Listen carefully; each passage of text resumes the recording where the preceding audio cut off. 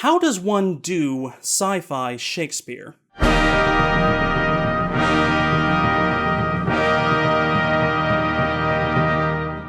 MGM's 1956 science fiction film is a classic not just of sci-fi, but of Golden Age Hollywood cinema. Not to mention a milestone in electronic music. Blorp!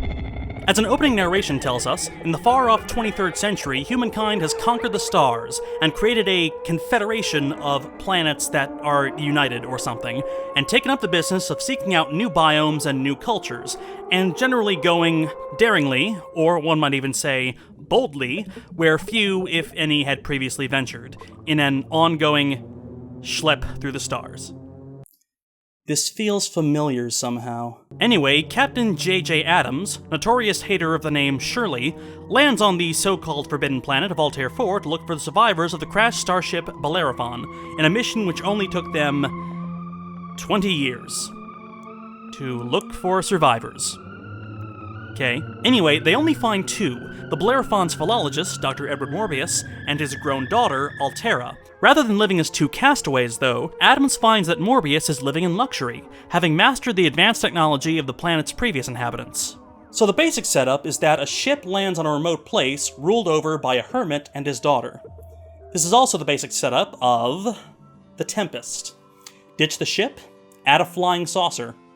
Now, Hollywood of the 1950s generally didn't do sci-fi all that well, preferring to put their money and stars into traditional dramas, and saving sci-fi for the cheaper second half of a double feature.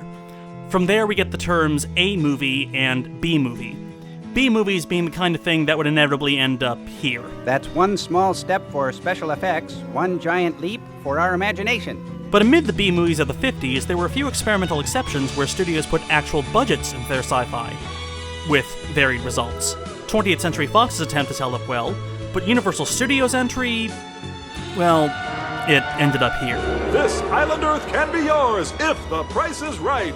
But MGM's Forbidden Planet has remained. Before Star Wars swallowed all sci-fi that came before and after it, this movie was the epitome of filmed American science fiction. It's enshrined in the Library of Congress, in the name of one of the world's best geek merchandise stores, and in the lyrics of a Rocky Horror song. And Francis stars in Forbidden Planet. But how much of that is Shakespeare? Honestly, not much. Yes, there's the basic setup. The very basic setup. Walter Pidgeon as Dr. Morbius as the Prospero role is still territorial and he still has magic powers inherited from the island's previous inhabitants, only here, magic is science and the witch Sycorax has become the alien Krell, the former rulers of the Forbidden Planet. The Krell became masters of amazing technologies such as holoprojection, intelligence enhancers, matte paintings, and the jump cut. Of course, this spectacular technology somehow didn't include a way for Morbius to get off the planet. Likely because he used those special parts to make his robot friend. For your convenience, I am monitored to respond to the name Robbie. This is Robbie the robot, the real star of the movie. Nice climate you have here. High oxygen content. I rarely use it myself, sir. It promotes rust. Ha. More on him later. And Frances, as Altera in the Miranda role, is still a doe-eyed innocent, and she still melts over the sight of people, though she doesn't get a speech as lovely as, "Oh brave new world that has such people in it." We so terribly wanted to meet a young man, and now three of them at once. What is Kiss? Also, no one in Shakespeare slut-shames her for wearing a skimpy dress. You see, you can't run around like that in front of men, particularly not a space wolf like Farman. So for Pete's sake, go home and put on something that'll, It's like season 1 of Mad Men level sexism. It's so easy for you, isn't it? There's no feelings, no emotions. Nothing human would ever enter your mind. Ugh. The 1950s future was a long time ago. And the crew? Well, Ferdinand, Miranda's lover, becomes the captain, the drunks, Stefano and Trinculo, get combined into the ship's comic relief cook on the lookout for booze, but Sebastian, Alonso, Antonio, Gonzalo, all these men with strong ties to Prospero's former life as the Duke of Milan? Nowhere.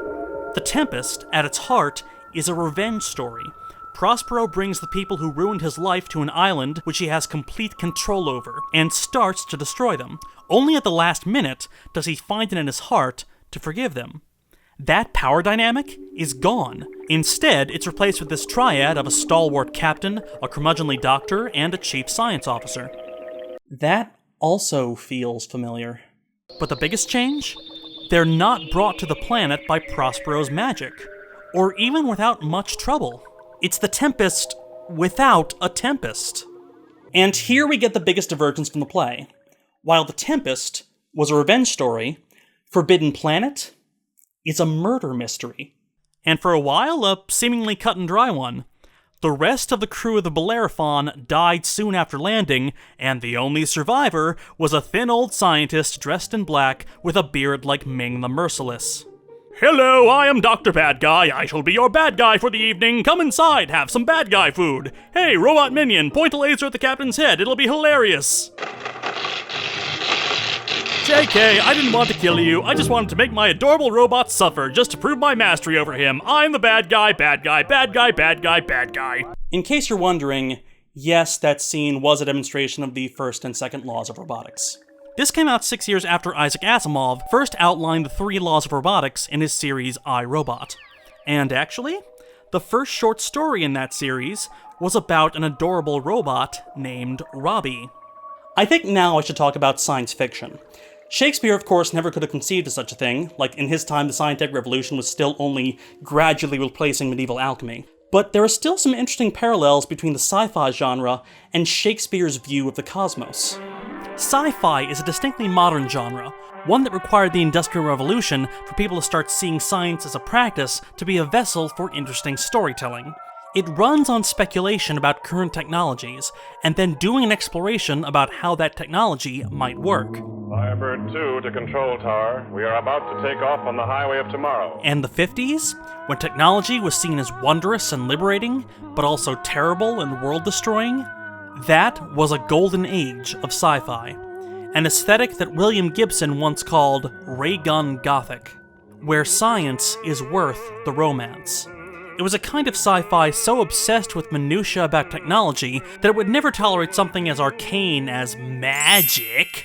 Sci-fi should only talk about plausible things like flying saucers and talking robots that make bourbon. 480 pints, as you requested. The future is sloshed! But classic sci-fi's sense of exploration and placing of humanity into a larger cosmos isn't alien to Shakespeare.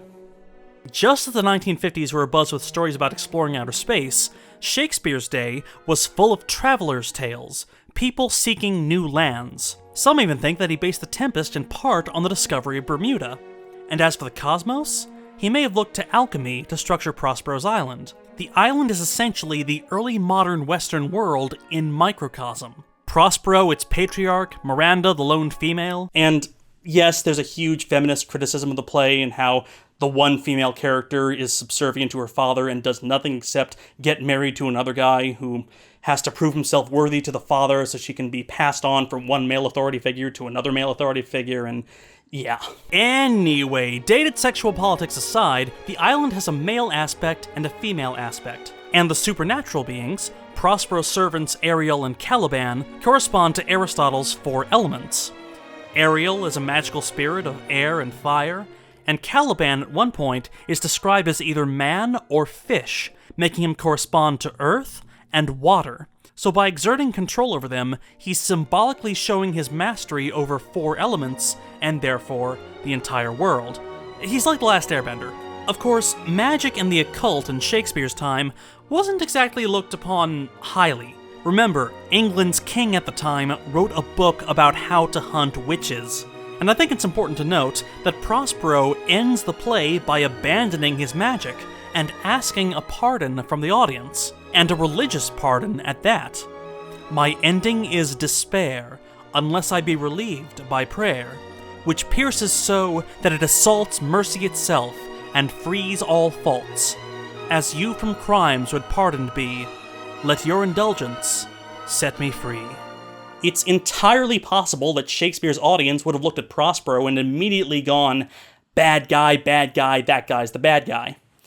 So, Morbius? might not be off the mark. Of course, Morbius isn't a Renaissance man. He's modern man.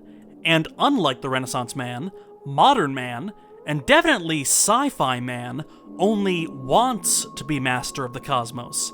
In traditional science fiction, the brilliant scientist is always destroyed by his own creation as punishment for his arrogant belief that he could control the universe. And it's been that way ever since Mary Shelley wrote a story about a scientist who created the thing that destroyed him. While Prospero's world is shaped by the 4 classical elements of Aristotle, Morbius's world is shaped by a more modern thinker, Sigmund Freud. Instead of air, fire, water, and earth, we have ego, superego, and id. Morbius himself is the ego, of course, comfortable with himself and his position in the world. Robbie is his superego, his conscience, the thing over which he has the most control. Freud thought that the superego was in some ways the internalization of the father figure, the idea of authority. Since Morbius worships the ancient Krell civilization, and Robbie's made out of spare Krell parts, Robbie symbolizes Morbius's assurance in his mastery over the world and himself. And his superego is hilarious! Sorry, miss, I was giving myself an oil job. That sounds sexual, but it isn't. And the id in Forbidden Planet is actually called the id. But the Krell forgot one thing. Yes, what? Monsters, John. Monsters from the id. The id? What's that? Spoiling the whole movie, but it turns out, yes, Morbius was the bad guy. He just didn't know it. The Krell created technology that could externalize someone's inner thoughts. Technology that Morbius had accessed and triggered. He'd convinced himself of his own mental superiority while forgetting that he was still human, with very human fears. Fears of his own death, fear of losing his daughter, fear of his fellow crewmates, fear of these gun-wielding newcomers to his small sanctuary. Those fears manifest themselves in the form of an invisible monster that probably would have been very scary to a kid in the 1950s.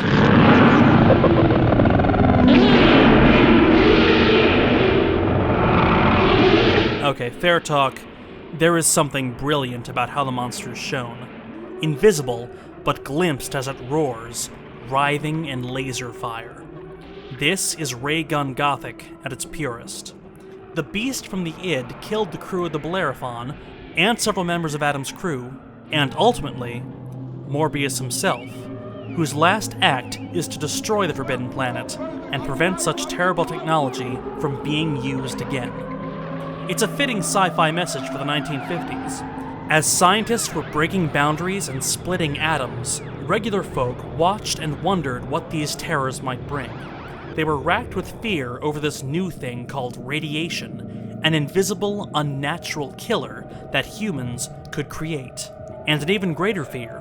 With the arrival of the atomic bomb, they were the first to seriously ponder that human beings had the power to, literally, destroy the world. And so, Forbidden Planet has a very timely message of humility. Scientists, remember that you're only human, and that the power you seek to control also controls you. But then when you thought we were threatening your little egomaniac empire, your subconscious sent its id monster out again. More deaths, Morbius. More murder. And now this too?